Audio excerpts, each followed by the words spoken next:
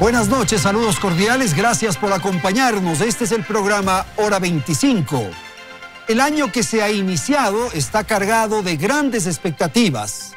Después de un 2020 más bien marcado por el signo del dolor y el miedo, afectado por una pandemia que paralizó al planeta, el nuevo año hace tener esperanza de un periodo alentador. En el Ecuador del 2021 se va a producir o se va a generar con un componente adicional. Me refiero a las elecciones generales, a la elección de un presidente y a la inauguración de un nuevo gobierno. El nuevo régimen debe enfrentar y corregir muchos aspectos de la gestión actual. Habrá ajustes, tendremos medidas y acciones para corregir los desaciertos, el desempleo, la deuda externa, la reactivación de la economía, el tamaño del Estado, la inseguridad, la institucionalidad, la corrupción y una lista interminable de tareas están pendientes de resolución. La nueva administración tendrá que enfrentar sin duda esos aspectos. Hoy vamos a tratar el reto y desafío para el próximo año, el perfil del presidente que el Ecuador necesita. Y para ello tenemos aquí en el estudio de Teleamazonas los siguientes invitados. Agradezco la participación de Karina del Cisne Ponce Silva. Ella es integrante de la organización civil Mega Mujeres. Nos acompaña Juan Carlos Holguín, activista político. Gracias a Pedro Donoso Müller, analista político, es el director de ICARE. Gracias a María Alejandra Ceballos, politóloga y analista social. Gracias a nuestra audiencia, empezamos aquí el programa. Belén, buenas noches. Muy buenas noches, Andrés, amigos televidentes. Bienvenidos a el primer programa de 2021. Este es un año electoral. El país se apresta una vez más a elegir a un nuevo binomio presidencial y también se deberá escoger 137 asambleístas y 5 parlamentarios andinos.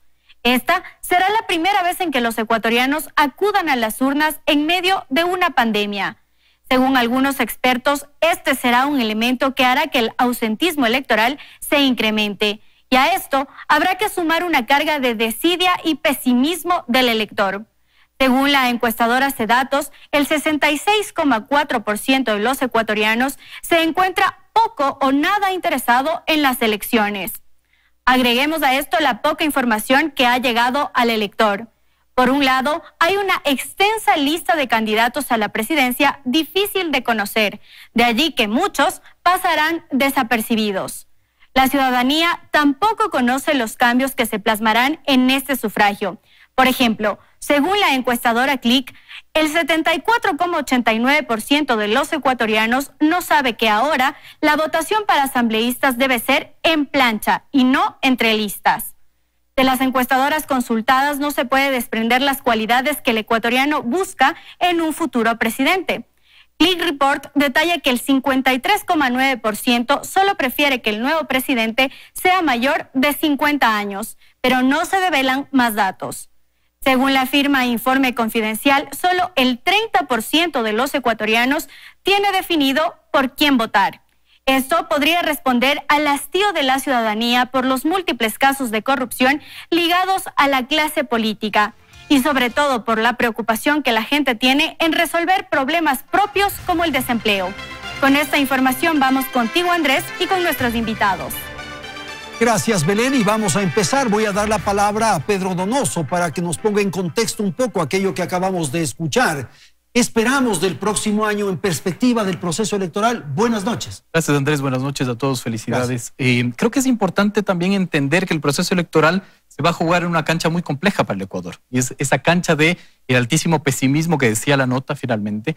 Y además que es una cifra que todas las encuestadoras concuerdan, ¿no? Es decir, el pesimismo finalmente es un pesimismo nunca antes visto. Y creo que eso va a pasar factura no solo en el proceso electoral, que va a durar 6 meses finalmente, pero también tenemos que entender que el año va a estar dividido en 2. ¿Por qué el proceso 6 meses? Porque vamos a tener, digamos, hasta tener el proceso electoral, hasta que se haga la segunda vuelta y hasta exactamente, hasta que tengamos un presidente y una asamblea.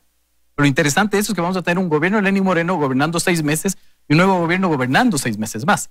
Finalmente, en todo este esta situación de altísimo pesimismo, pero además con, yo creo que unas tensiones sociales irresueltas, ¿no? Y sin encontrar una válvula de escape que pueda administrar esas tensiones. ¿Cómo entender esta ausencia de interés por parte de la ciudadanía? María Alejandra, buenas noches. Muy buenas noches. Mira, yo no pienso que se trate de una falta de interés de la ciudadanía, sino que realmente la ciudadanía está preocupada en este momento de atender necesidades básicas. Por ejemplo, la salud por la pandemia, la economía por la pérdida de empleos, y realmente la gente, antes de preocuparse por las elecciones, está preocupada de la economía del hogar. Por eso es tan importante en un inicio, primero, definir cuáles serían las características que debe tener el nuevo presidente de la República. Como por ejemplo, a mi parecer, tiene que ser una persona que esté en la capacidad de generar empleo, de atraer inversión, que esté en la capacidad de hacerse cargo de la pandemia, ya que el gobierno actual ha tenido ciertas falencias que se han visto reflejadas en la crisis actual que estamos viviendo. De modo que hay otras prioridades en este momento. Quizás uno podría pensar eso. Sí, de hecho es lo que yo pienso, para la población. El ciudadano está preocupado de otras cosas. Ok, Karina, por favor, si es tan amable. Muy buenas noches. En efecto, quien llegue a la presidencia de la República en esta contienda electoral va a enfrentar no solo una de las crisis económicas más fuertes desde el retorno a la democracia, sino que también tiene que enfocarse en atender otros sectores que de no ser atendidos en el futuro traerán sus repercusiones. Hablemos de la niñez. Van a haber en el Ecuador alrededor de la mitad de las infancias que van a tener que privarse de servicios como son los servicios básicos, servicios de educación.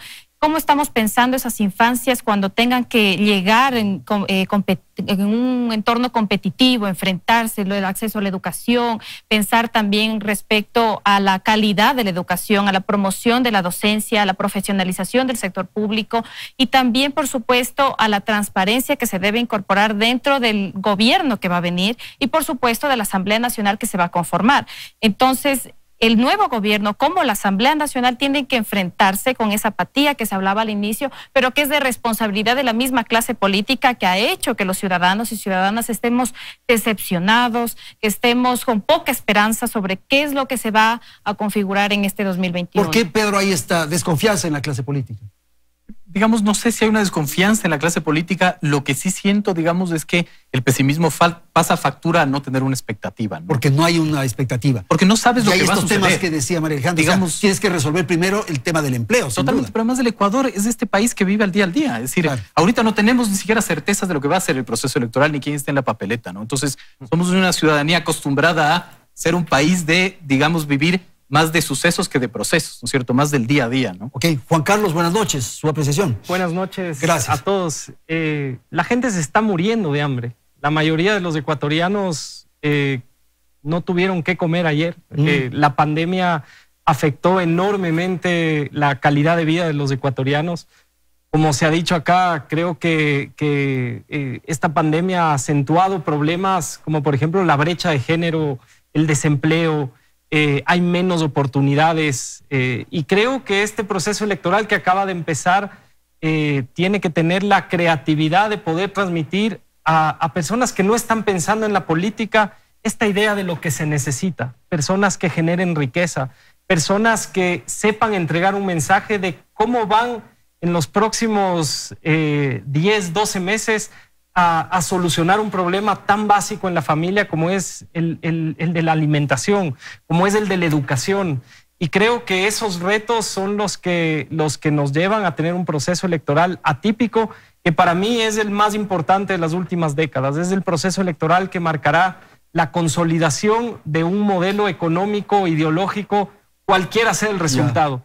Y creo que parte de los elementos que hacen a esta elección especial es que por primera vez hay una gran mayoría de votantes menores a 35 años que de por sí no piensan en política, pero que además, creo yo, van a tomar una decisión recién en las dos últimas semanas de esta primera vuelta electoral. En la nota se decía hace unos instantes que el ecuatoriano aspira a un presidente de más de 50 años de edad. ¿Cómo entender eso? Que habiendo unos votantes tan jóvenes, se tiene una aspiración de un jefe de Estado de una edad media. La experiencia, Andrés. Yo creo que la experiencia no es solamente un tema de edad, pero es muy importante tener en el momento en el que nos encontramos, en la crisis en la que nos encontramos, un presidente que tenga la experiencia necesaria para sacarnos de esta crisis, para manejar la crisis.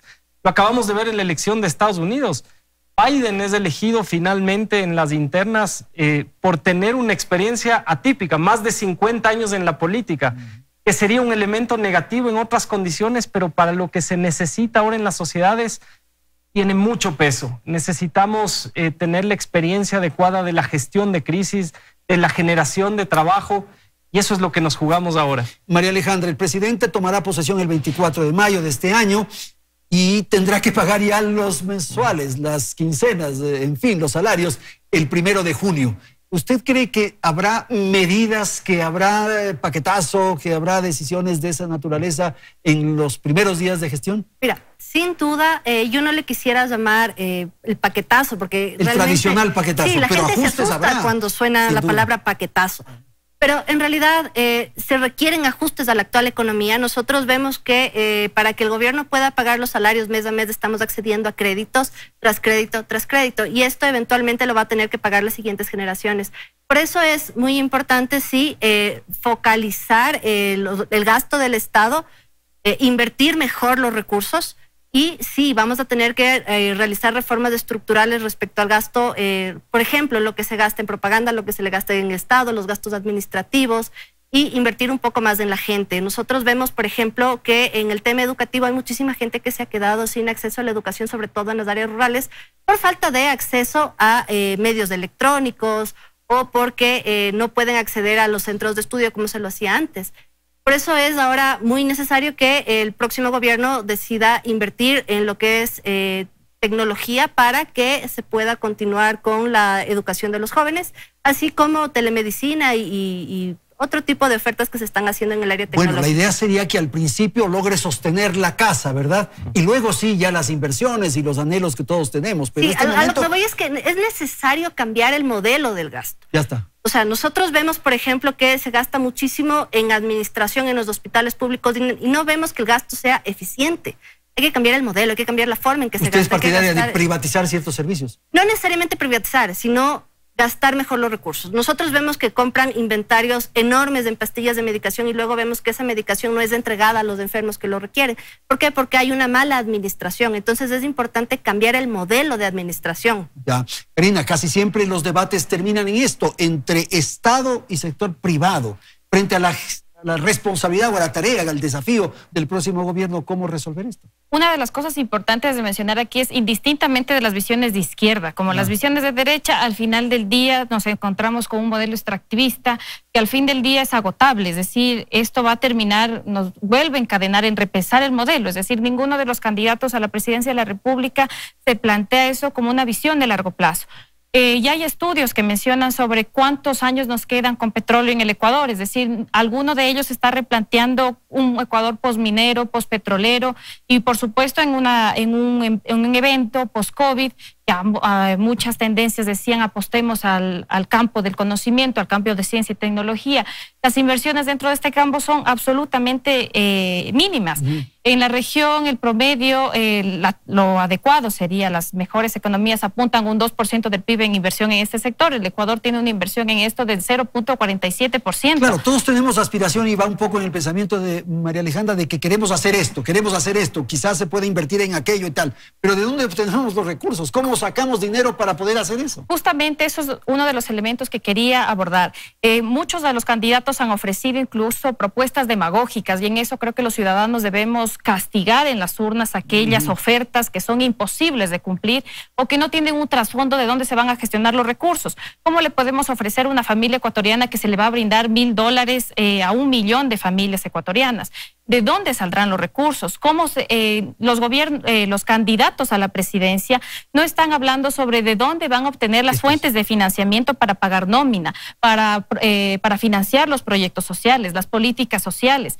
¿Qué posición van a tener con los organismos internacionales? ¿Qué posición van a tener con aquellas naciones con las cuales anteriormente obteníamos financiamiento como China?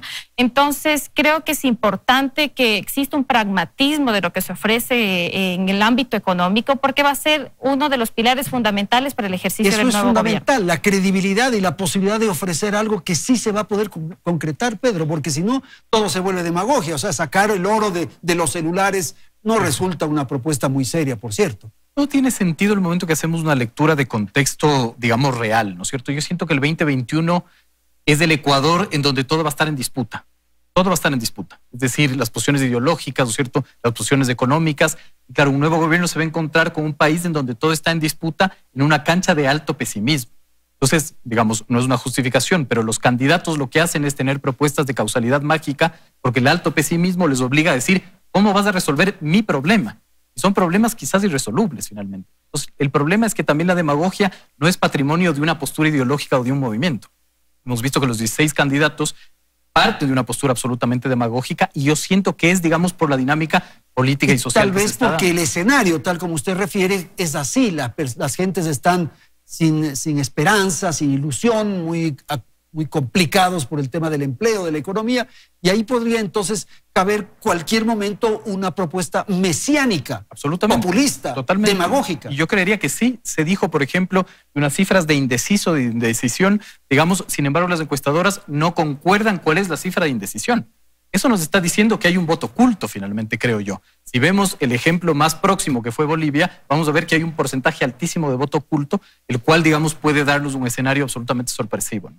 Y el presidente, como decíamos hace pocos instantes, debe tomar decisiones inmediatamente, ¿o qué cree usted? Pero además, el presidente que viene y el presidente que está. Es que esa es mi reflexión. El presidente que está... Hay 5 meses de Moreno. ¿Y usted cree que tiene espacio para tomar decisiones? Y no tiene ese margen de maniobra. Cuando todo está en disputa, pero además cuando yo siento que el gobierno se echó para atrás en hacer política, que quiere decir administrar las tensiones sociales. Hay muchas cosas muy complejas finalmente. Bien, rápidamente. Otro de los escenarios importantes también es considerar cómo se va a configurar la Asamblea Nacional. Bueno. Muchos de los candidatos quizás están yendo con la miopía como si fueran a alcanzar una mayoría indiscutible en la Asamblea.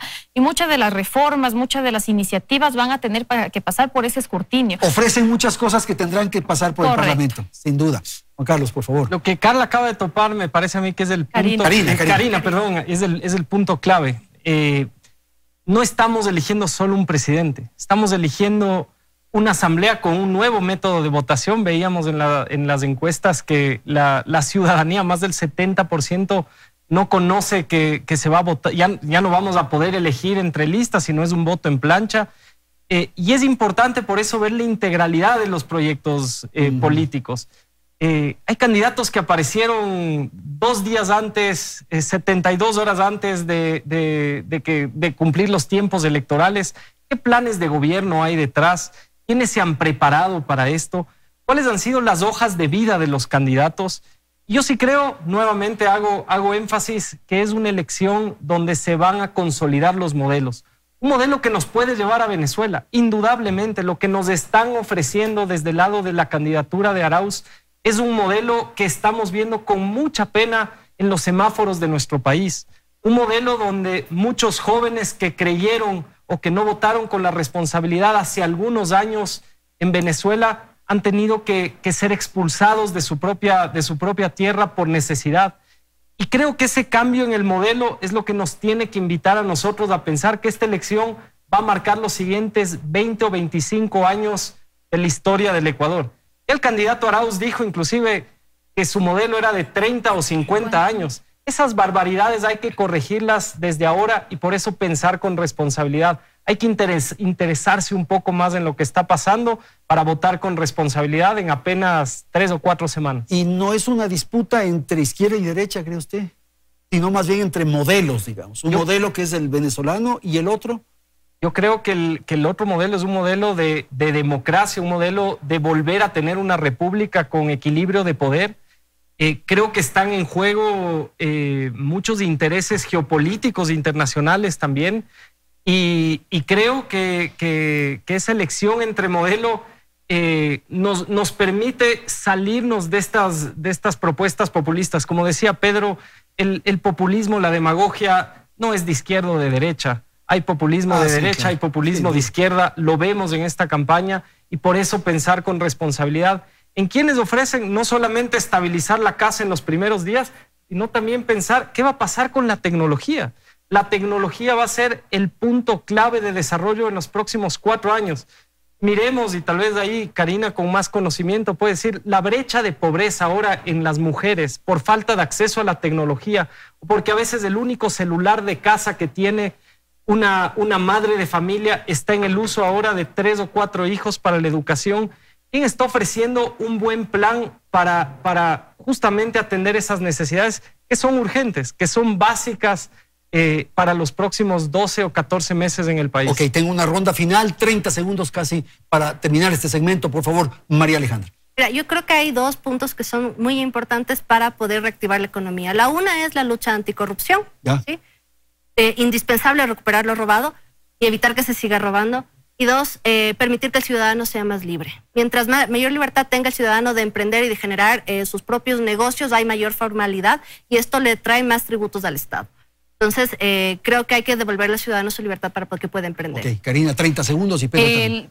Indistintamente de las posiciones ideológicas, en un escenario ideal, el Ecuador, tanto la derecha estuviera preocupada por atender las desigualdades y también la izquierda preocupada por cómo mejorar los niveles de competitividad y cómo crear empleo en este país. Estas son las tareas, ¿no es cierto, Pedro? Por favor. En ese sentido, creo que hay que leer mucho más lo que está sucediendo en el Ecuador, ¿no? Es decir, mucho partimos del sesgo de confirmación. Todos creemos que lo que nosotros creemos que sucede es lo que sucede. Creo que, digamos, la élite, no la élite política, la élite en el Ecuador no entiende aún lo que está verdaderamente sucediendo. Una es la realidad del Ecuador, un hecho que ocurre en el país. Totalmente. ¿La posibilidad de asociar con Venezuela no es justa, no es correcta? Yo creo que no. Yo discrepo ahí con Juan Carlos, a quien respeto muchísimo. Yo creo que también, digamos, el cuento de Venezuela parte por un cuento que son realidades totalmente distintas. Ok, rápidamente Venezuela. Creo que el modelo geopolítico en juego es ese, es irnos hacia una venezolanización de nuestras sociedades. Vemos que es un modelo fracasado, un modelo que ha explosionado adentro, donde el narcoestado se ha convertido en quizás se ha tomado todo el poder. Hemos visto esta semana o en los últimos 15 días 2 casos de sicariatos a un político, a un líder de una pandilla. Eso es lo que está en juego en el Ecuador. La seguridad también. La seguridad, el narcoestado, y ese es el modelo que nos quieren traer acá y hay que tener mucho ojo. Las propuestas populistas muchas veces esconden detrás de ellas cómo se van a financiar y el financiamiento de eso lamentablemente viene de estos ámbitos internacionales. Ok, tengo que ir a la pausa, vamos a ir a la publicidad y enseguida retornamos. Segunda parte, segundo segmento de Hora 25.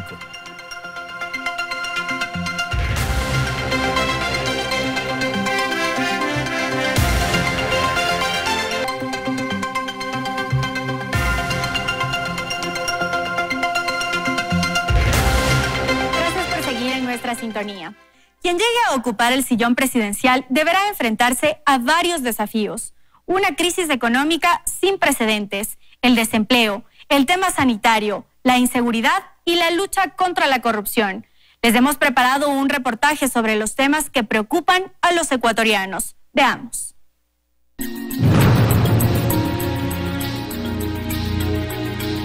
Por la responsabilidad que yo tengo que mantener en mi casa a mi hija.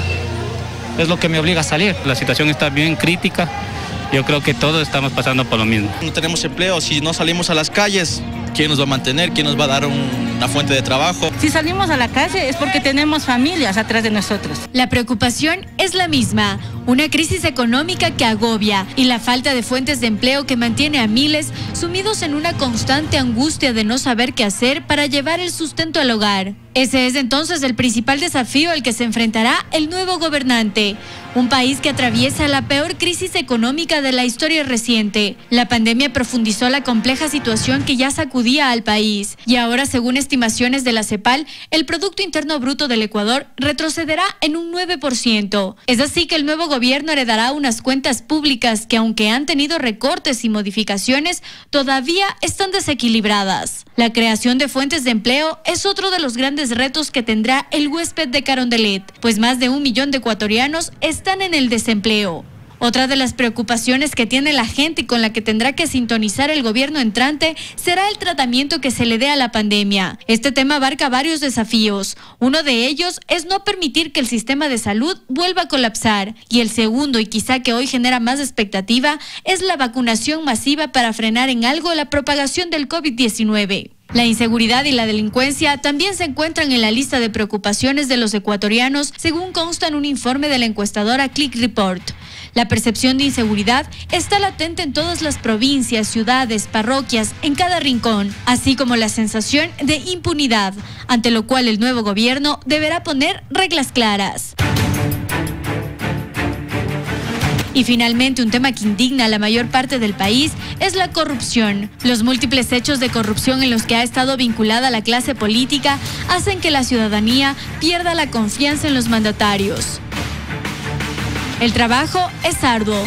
¿Habrá entonces algún candidato que pueda enfrentar estas situaciones adversas e inyectarle esperanza a todo un país? Y vamos a empezar quizás por la primera parte de este reportaje y voy a dar la palabra a María Alejandra. Me parece que el tema del desempleo, de la economía, de la pandemia, de la corrupción, se puede enfrentar, se puede atacar, se puede lograr avances. Pero lo primero me parece muy lamentable, que es la desesperanza, el desánimo, la actitud esta de afectación moral de la población, en fin, ¿no le da la sensación de que eso es lo más complejo? Sin duda alguna que es indispensable trabajar en la salud mental de las personas, porque si una persona está cuerda, sana, o sea, sana mentalmente, puede salir a trabajar. Y sin duda lo que más afecta a la salud mental de las personas es esta sensación de que no tiene la capacidad o la posibilidad, debido al encierro y la pandemia, de salir a trabajar. Bueno, pero no es que están enfermos, sino que lo que ocurre es que están sin en ánimos. Pandemia. Y la verdad es que la pandemia nos ha cerrado las puertas. Nosotros vemos que la gente no puede trabajar. Por ejemplo, yo te pongo en contexto el tema de los programas de protección social, por ejemplo, o las políticas de protección social, refiriéndome específicamente a las mujeres que son madres y son cabeza de hogar. Una mujer que tiene a su padre mayor de edad que tiene que hacerse cargo, una mujer que tiene 3 hijos pequeños, una mujer que no puede salir acá a trabajar porque no tiene quien se haga cargo de sus padres, de sus abuelos, de sus hijos, obviamente va a entrar en conflicto en su cabeza y va a tener una crisis existencial, va a entrar en depresión y no va a poder salir a trabajar. Y evidentemente eso es la mayor preocupación. Esas son las razones de la desesperanza de las familias, porque no pueden procurar los ingresos para que su familia esté bien y no puede hacerse cargo de su familia. Pero fíjate, por ejemplo, el tema de la corrupción, esto que yo señalo, la afectación moral. Hay un criterio generalizado que se considera que está bien que roben, que no es problema que roben, con tal de que hagan obra. Fíjate, eso hay que cambiar, eso hay que sacar. Hay que cambiar la mentalidad de la gente, porque la gente tiene que entender que a pesar de que la corrupción es un tema que es endémico y está generalizado, afecta a nuestra economía, porque el hecho de que la gente roba en el hospital del IES, pero luego eso afecta porque la familia no tiene acceso al sistema de salud, no tiene acceso a la medicina, no tiene acceso a los hospitales. Entonces hay que trabajar en la gente, hay que trabajar en la cultura de la gente, que entienda que la corrupción no está bien, que la corrupción se debe combatir y se debe erradicar de nuestro lenguaje y vocabulario habitual. Porque ¿cómo, Juan Carlos, se puede entender o se puede aceptar que haya un asambleísta que saque un carnet de discapacidad para beneficiarse, para importar un vehículo? No se puede entender. O sea, la gente debería reaccionar, enfrentar a una situación de esta. Es vergonzoso, pero se gobierna desde el ejemplo. Es lo mismo que pasa en una familia. Son los padres quienes con su ejemplo pueden educar a sus hijos. El principio de ejemplaridad pública es ese, tener gobernantes, tener líderes que con su ejemplo, con su comportamiento, con sus prácticas puedan dar una señal de que se puede ser honesto en esta sociedad.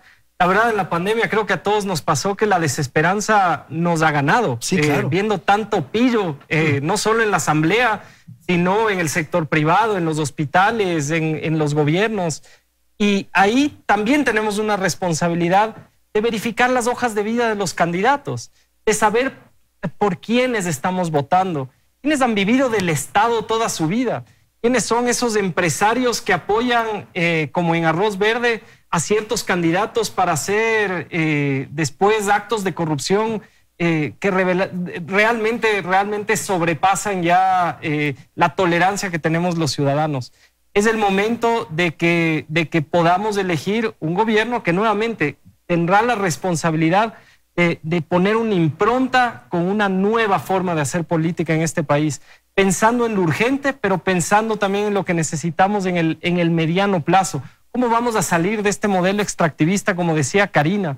¿Qué es lo que nos vamos a proponer como país? No podemos perder la esperanza porque Ecuador si bien es cierto que estamos en un momento de crisis, tiene todas las posibilidades de tener autoridades, líderes que gestionen esa crisis y que puedan conseguir empleo, que puedan conseguir educación para tus hijos. Y creo que eso es lo que tenemos que ver nosotros en esta papeleta electoral. Estado de ánimo, condición moral del pueblo ecuatoriano, por favor, rápidamente. El próximo gobierno y la Asamblea Nacional tienen el deber de recuperar la confianza en lo público, pero también en la política. Es fundamental que la transparencia, los pilares de gobierno abierto sean ejes fundamentales tanto para la Asamblea como para la Presidencia de la República, el transparentar los actos de la gestión de lo público, hablemos desde las contrataciones, desde la forma como se designan, se designan gobernadores, representantes políticos, las formas en las cuales se llegan a acuerdos en la Asamblea Nacional. Eso es sumamente importante de transparentarlos, y para ello los jóvenes incluso tenemos una tarea fundamental, por supuesto también aquellos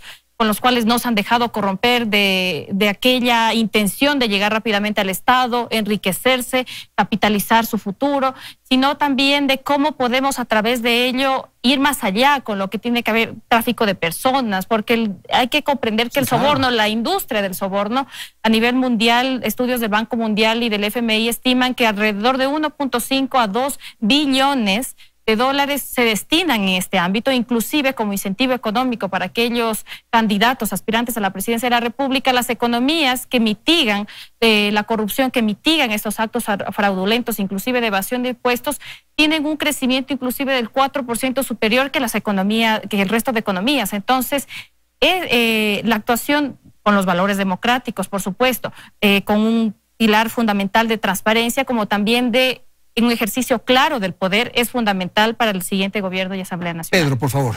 Ojalá el 2021 fuera un año en donde solo importen los tangibles. Yo creo que el problema clave es que hay un problema de los intangibles. Que para mí es del Estado. Que es más complicado manejar aquello. Muchísimo más complicado. Claro. Y lo que yo siento finalmente es que en el 2021 vamos a heredar la incapacidad del Estado, ¿no es cierto?, de administrar las disputas. Lo que yo decía, como todo está en disputa, ¿no es cierto?, el Estado se replegó y permite finalmente que todo entre en disputa. Es decir, analicemos, la justicia está en disputa en el 2021. Se están eligiendo los jueces de la Corte Nacional de Justicia. No sabemos de qué ir a acabar. También notarios finalmente, ¿no es cierto? Hay disputas en si preservamos o ampliamos la Reserva Marina de Galápagos o permitimos, digamos, que exista pesca. Es decir, todo va a entrar en disputa. Bueno, pero esa es un poco la ley de la naturaleza. Siempre va a ocurrir ese tema. Siempre va a haber intereses, van a haber afanes y tal. El gobierno lo que tiene que hacer es administrar esas disputas. El problema es que la política no está ejerciendo su rol de administración de las disputas. Yo creo que el poder para mí es la administración de las disputas y nadie lo está haciendo. Esa es mi mayor preocupación finalmente, ¿no es cierto?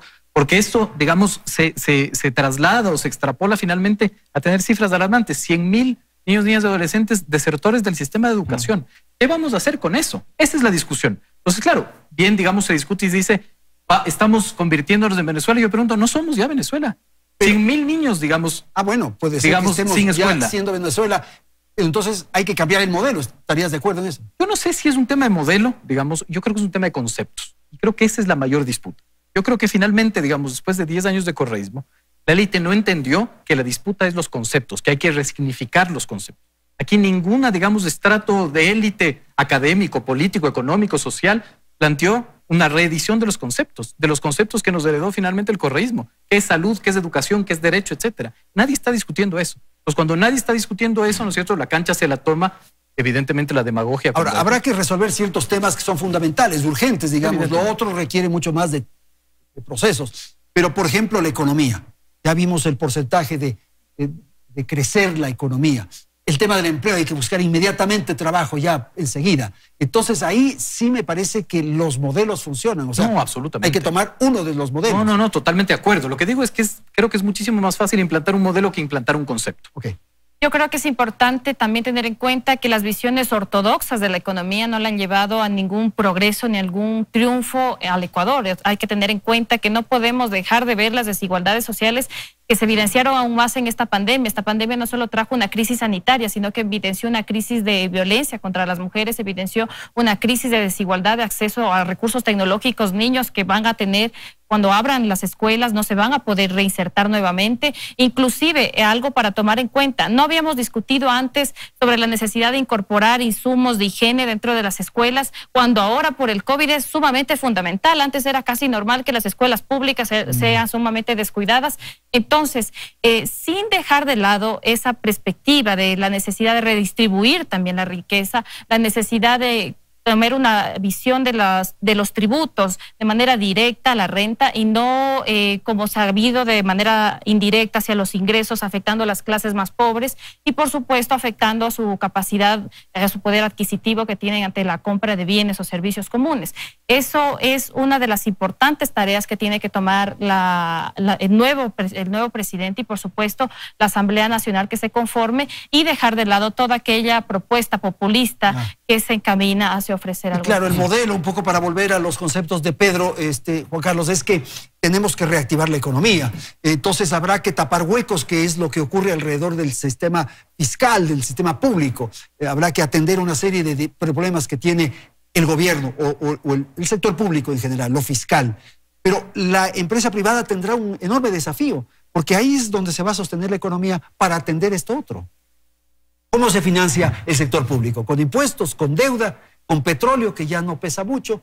Entonces tenemos que reactivar la economía. Yo soy una persona creyente que el desarrollo de nuestras sociedades, el desarrollo económico se da en el sector privado. Y al sector privado hay que dejarlo trabajar, dejarlo ser creativo y sí tener mucho cuidado en que no hayan políticas ortodoxas que se desentiendan del ser humano como centro de la economía. Y creo que lo que necesita el Ecuador en este momento es pensar en un shock de inversión internacional, que el Ecuador se vuelva competitivo para que el sector privado pueda dinamizar esa economía y paralelamente tener un gobierno preocupado en los temas más elementales que hemos hablado acá. ¿Cuántos niños no comen? Porque en esta pandemia, para muchas familias, el alimento escolar era quizás la única comida en el día de esos niños que ahora no pueden ir al colegio.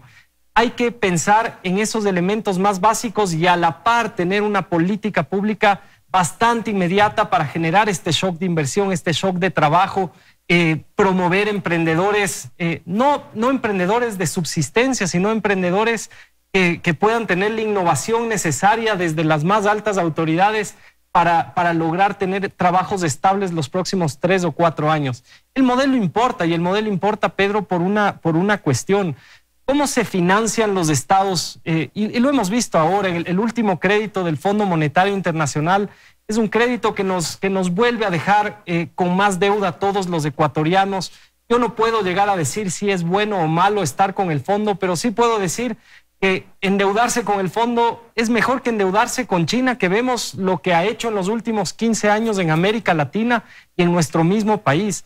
Yo sí puedo decir que países como Venezuela son países que se están financiando del narcotráfico, que se están financiando de elementos o de actividades ilegales.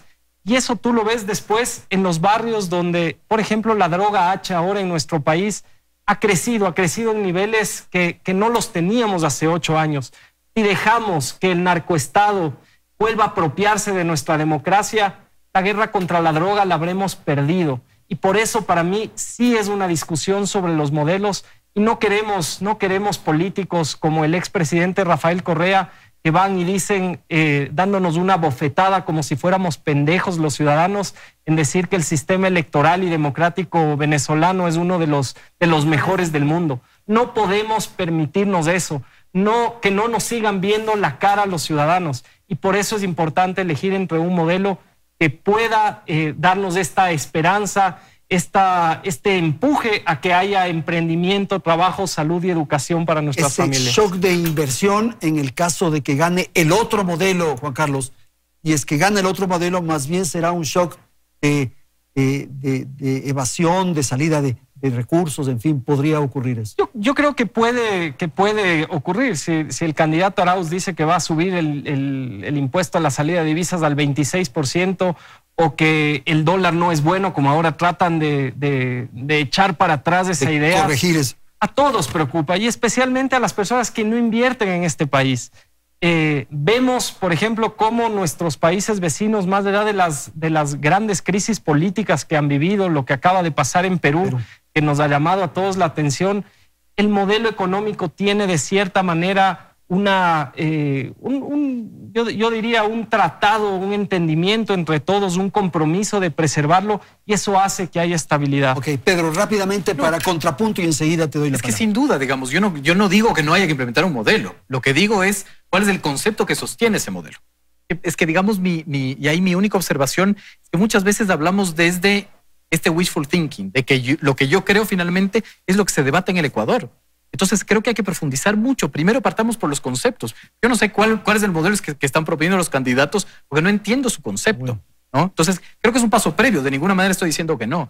Y me parece supremamente importante, digamos, cuando uno utiliza ejemplos como Venezuela, digamos, también hablar de México, por ejemplo, o también hablar de Argentina. Es decir, a veces siento que Venezuela siempre es el lugar común para todos, y yo concuerdo finalmente. O sea, creo que los presidentes del socialismo del siglo XXI deberían más bien hacer que haya un cambio en Venezuela, porque es la peor propaganda que tienen finalmente, ¿no? Pero a veces creo que Venezuela es este gran cuco finalmente que viene a comernos, y creo que hay que poner un poco más de... Pero quizás hay que alertar frente a ese cuco, pues. Evidentemente, pero entendiendo bien cuál es la realidad de Venezuela. Es lo que yo les decía, 33,000 niños en la mendicidad ahora, informaciones oficiales del MIES. ¿No somos ya Venezuela? No lo sé. Rápidamente, ¿sí? Mira, tomando en consideración lo que está diciendo Pedro, yo te digo, pienso que el modelo o el concepto del modelo debe ser el siguiente: libertad, responsabilidad, libertad para el ciudadano, responsabilidad en el gasto y control de las instituciones, lo cual fomenta la adecuada institucionalidad del Estado, ¿de acuerdo? Esto nos permite a nosotros combatir las pandemias principales, que en este momento para mí no solo es el tema de salud, sino también son las pandemias sociales, el alto índice de embarazo adolescente, el alto índice de menores de 5 años con alta desnutrición, el abandono del sector rural, la falta de atención a la escolaridad, a la inversión de tecnologías, lo cual ha hecho que ha expulsado del sistema público a miles de niños. Entonces, para mí en este momento es importante pensar en el modelo y en el gobierno que nos permita alcanzar eso, combatir todo eso. Rapidito. Ahora que estamos hablando de este eje tan importante, un llamado de atención para los candidatos presidenciales. Hay quienes han priorizado ejes como, por ejemplo, una nueva consulta popular, cambiar la Constitución de la República. El Ecuador tiene prioridades urgentes como reactivar la economía, la generación de empleos y, por supuesto, la recuperación y fortalecimiento de la institucionalidad, pero también de la transparencia dentro del Estado. Fundamental, sin duda. Vamos a ir a la publicidad y volvemos en un instante para el segmento final de nuestro programa. Siga con nosotros.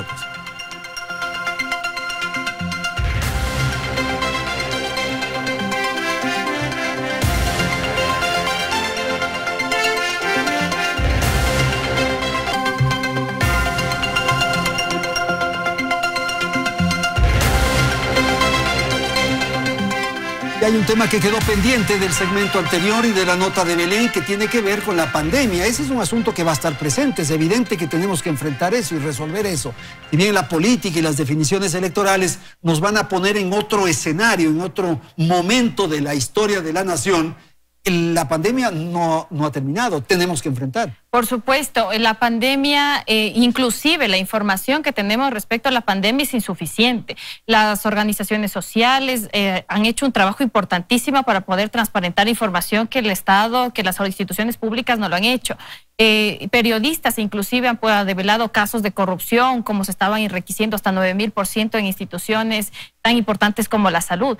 Por tanto, esto, aunque parezca repetitivo, aunque parezca reiterativo, es sumamente importante, porque la corrupción no solo ha generado daños éticos, sino que tiene repercusiones económicas y sociales muy graves, porque privan de los servicios públicos a ciudadanos que hacen uso de ellos, pero sobre todo a los ciudadanos más pobres. Y en ese sentido, tanto la Asamblea Nacional como la Presidencia de la República tienen ese deber primordial. Por ejemplo, solo para reducirlo, tenemos la Ley Orgánica de Acceso a la Información Pública y la Transparencia, que no ha sido reformada desde 2004, y ahora más que nunca es que las instituciones públicas deben saber qué comunicar, cómo comunicarlo y en qué formatos para que podamos tener acceso a ello. Y esto que dice Karina, Pedro, es fundamental porque es la institucionalidad. Totalmente. O sea, si es que funcionara bien un sistema de salud pública, quizás la afectación no sería tan grave. Y así las otras instituciones que lamentablemente se han desprestigiado, se han afectado, y que quisiera que comente usted. Pero además, digamos, el nuevo gobierno tiene que manejar la pandemia en fase de expectativa. Para mí, digamos, la expectativa es el peor enemigo de los políticos porque te genera, digamos, cosas que quizás no puedes cumplir. El nuevo gobierno va a tener que administrar el tema de la vacuna. ¿Cómo lo va a hacer finalmente? ¿No? En este, como les digo yo, insisto, en este estado siempre en disputa, en este país siempre en disputa. Entonces, manejar esa expectativa va a ser muy difícil. Porque además, yo siento, de esto no tengo evidencia científica, pero siento que la gente está más relajada porque escucha que ya hay vacuna, ¿no? Entonces eso, digamos, en el imaginario te coloca en otro sentido, de ya puedo salir porque ya hay vacuna, sí, pero no la tienes en el cuerpo, ¿no? Claro, pero esto obedece más a manejos de comunicación, en fin. Totalmente. Pero la institucionalidad en general del país, todas las instituciones, la justicia, las Fuerzas Armadas, el Seguro Social, todas las instituciones, hay que recuperarlas. Hay que recuperarlas, pero además, digamos, también tiene que ver con la comunicación, de cómo comunican, ese es el rol fundamental de la institucionalidad. Además, creo que el Ecuador siempre se debate en algo que es bastante simpático, que todo se cree que es voluntad política, ¿no? Cuando no es así, hay una realidad social afuera, hay leyes que hay que cumplir, etcétera. Entonces, muchas veces creemos que la institucionalidad hay que recuperarla mágicamente, como una lógica de causalidad mágica, y en verdad está tan debilitada, ¿no es cierto?, por todo, además, este populismo, digamos, esta demagogia de anti-institucionalidad pública, antipolítica, etcétera. Ok, Juan Carlos, por favor. Aquí se cumple algo que Pedro decía al inicio. Vamos a tener un gobierno con una transición de por medio. Y la pandemia no se puede gestionar pensando en la campaña electoral. Las vacunas son una realidad. La compra de las vacunas, que creo que ha sido una medida acertada del gobierno saliente, tiene que potenciarse en los próximos 30 o 40 días. Claro, claro. Y aquí sí debería haber un acuerdo público de los candidatos, se debería aprovechar el debate del CNE para lograr un acuerdo generalizado como política pública de este enfrentamiento a la pandemia. Vemos lo que ha pasado en Argentina, donde a través de ese riesgo que había de una venezolanización de la política, cuando en la última elección ganó el presidente Fernández con la vicepresidenta Fernández de Kirchner, ¿cómo podemos pensar si un modelo afecta o no? Terminan comprando la vacuna rusa que no tiene todavía ningún resultado científico que nos pueda determinar que es mejor que cualquiera de las otras vacunas que han presentado sectores privados principalmente. Y creo que el Ecuador tiene que ir hacia una compra masiva, hacia una priorización del presupuesto público para la vacuna de Pfizer, para la vacuna de Moderna, para la vacuna me queda una más, la de Oxford, que tiene que comprarse en los próximos 3 meses porque va a haber una escasez mundial.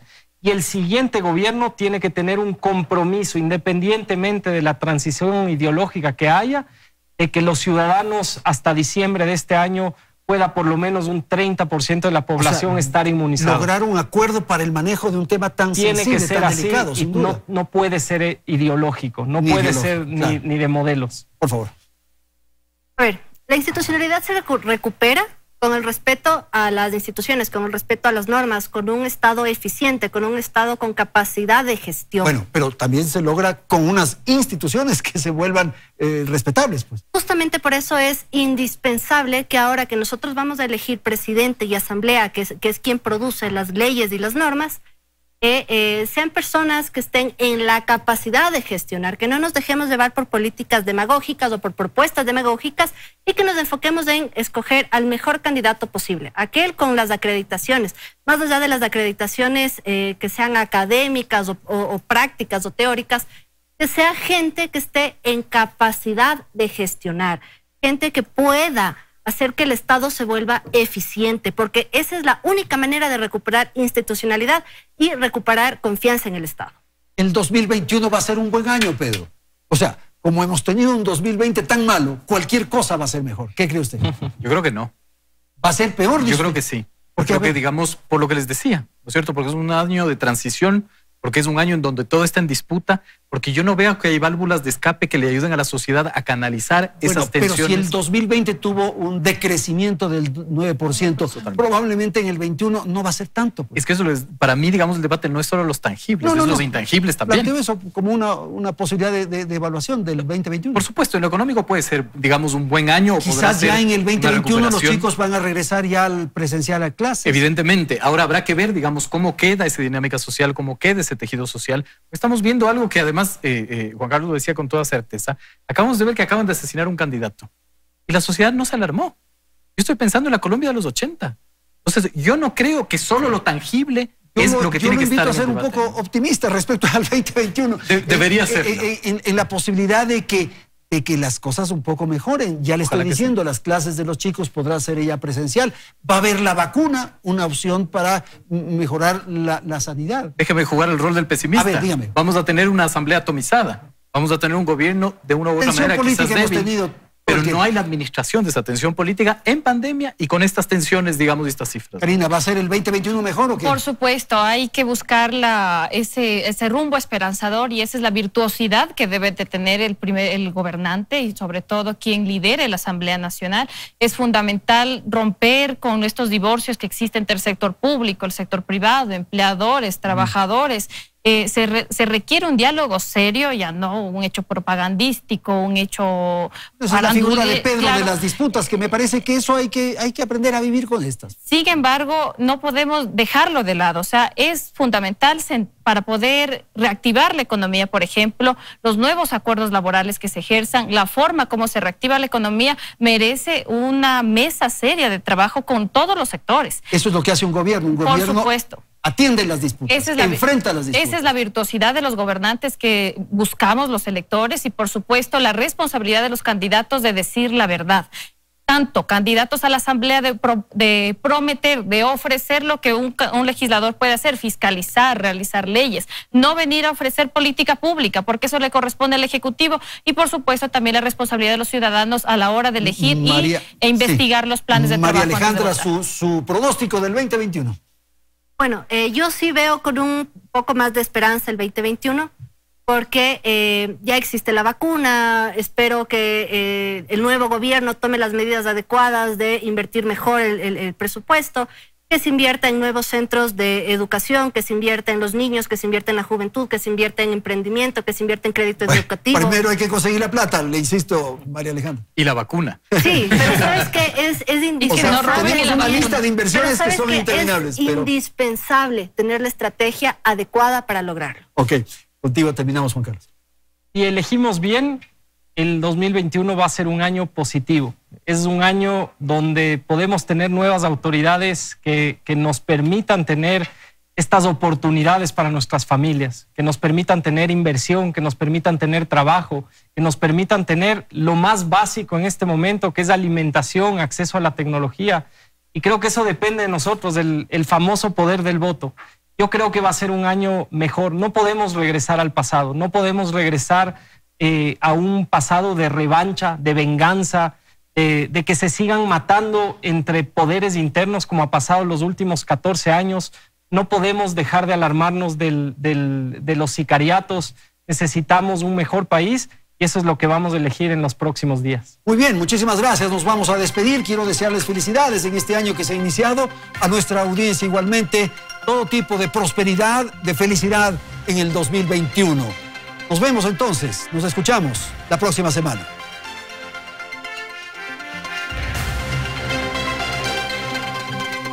Teleamazonas presentó Hora 25.